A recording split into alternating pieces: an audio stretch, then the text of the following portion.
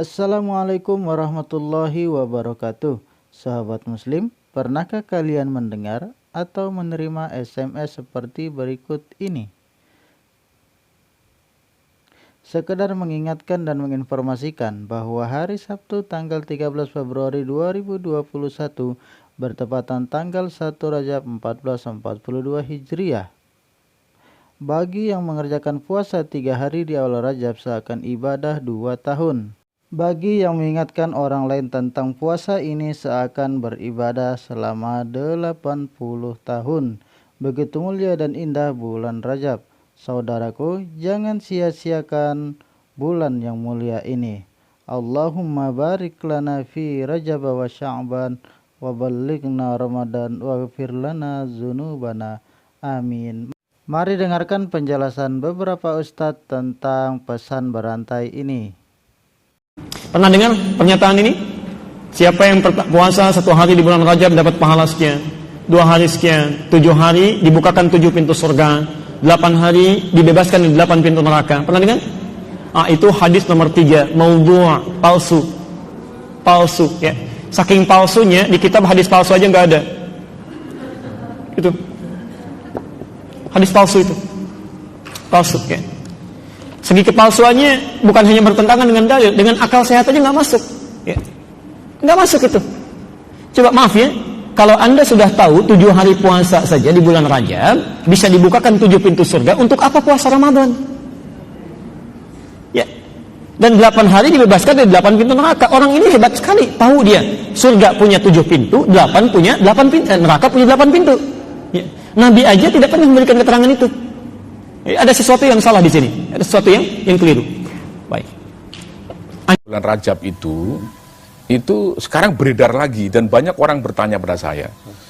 Bahkan saya lihat yang tag asli hadisnya itu luar biasa. Siapa yang puasa 1 hari dalam bulan Rajab itu dia akan mendapatkan pahala seperti puasa 1000 tahun. Ya. Lebih dari Lailatul Qadar itu. Iya. Kalau 2 hari 2000 tahun. 3 hari 3000 tahun, 7 hari semua pintu neraka tertutup bagi dia. Artinya dia cukup dengan puasa. Wah, gitu kan? Ya, 8 hari semua pintu surga 8 terbuka untuk dia. Nah, siapa yang mengingatkan saja, mengingatkan. Itu pahalanya sama dengan beribadah 80 tahun. Coba itu. Ini ya memang ciri-ciri hadis palsu itu biasanya amalnya sedikit, pahalanya luar biasa.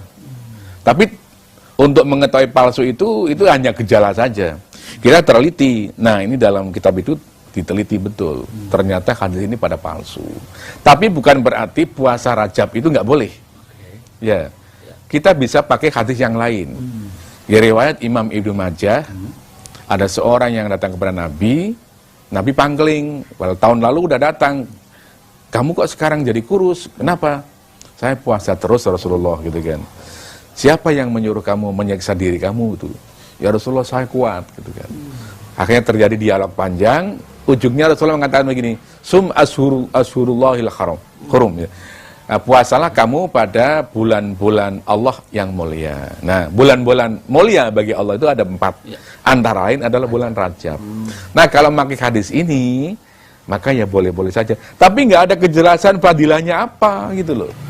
Bukan menutup pintu neraka semua, membuka pintu surga semua. Ini bisa mengerikan karena bisa membodohi masyarakat. Nah, itu yang saya katakan, itu kalau dibiarkan sama dengan membodohi masyarakat. Membiarkan masyarakat mengamalkan sesuatu yang tidak jelas dalilnya. Itu kan nanti gimana, fiktif. Seperti ada cerita, seorang ada mau pergi ke Cina. Saya bilang, mau apa ke Cina? Ya, mau ziarah siapa? Makam Sa'ad bin Abi Waqqas. Loh, Sa'ad bin Waqqas yang mana? Itu yang sahabat Nabi. Loh, tidak ada. Kalau kita lihat, baca buku gitu ya, kitab-kitab sahabat tentang sejarah sahabat, tidak satu pun ada sahabat Nabi yang pernah sampai ke negeri Cina. Nah, lalu ini ulah siapa? Gitu kan? Ya, bisa aja macam-macam ini. Ini bisa aja ulah calrah, calo ziarah, bisa aja kan? Untuk mendapatkan jamaah, gitu kan? Akhirnya kepentingan ekonomi. Komersial. Coba sekarang, orang yang umroh ke Mekah sekarang, Begitu dia sampai di Jeddah, apa yang dicari di Jeddah itu? Mau ziarah makam Ibu Hawa. Iya kan? Siapa bilang ada Ibu Hawa dimakamkan di situ? Ya. Kita baru tahu kalau ini ada makam itu kalau ada Nabi menceritakan. Nabi nggak pernah menceritakan. Lebih parah lagi setelah ziarah makam Ibu Hawa katanya itu makam fiktif ya. Apa? Mau melihat sepeda Nabi Adam. Ya. Betul nggak? Iya. Di Jeddah itu ada sepeda besar sekali, bikinan Korea itu. Itu orang Indonesia menyebutnya siapa itu? Itu sepeda Nabi Adam. Ya Allah. Zaman Nabi Adam udah ada sepeda.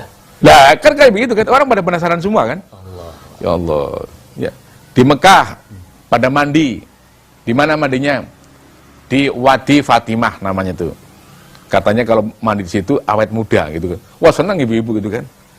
Ya. Ini kan semuanya kan komersial semua itu. Ini termasuk juga misalnya Prof hadis-hadis yang menyebutkan wah apa tidurnya nausoin. Ya, itu semua ditulis tuh. Nah, ini banyak sekali ya cara beragama kita yang masih perlu diluruskan. Nah, gitu ya.